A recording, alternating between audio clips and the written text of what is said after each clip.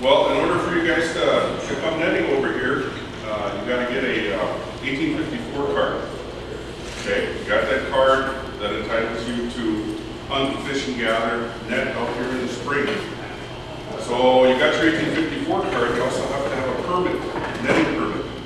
Myself, any of the COs here, Ed, the center here, they issue those permits. You can get those permits here in the city. They don't cost you anything, but you need your 1854 card to get the permit. So when you got that, then of course you got to have a net. And you get your net, you get your buoys, and anywhere in the netting zone, I don't know if we have a map handy, but there's a specific area where we can set those nets. We can't just go anywhere on the lake and do that. It has to be in a certain area. So that's and kind of keep an eye on that. And you can set your nets starting at 3 in the afternoon. Put your nets in. Leave them in all night, but they have to be out of the water by 10 in the morning the next day. There's like 5 hours during the middle of the day where there shouldn't be any nets out in this water out here.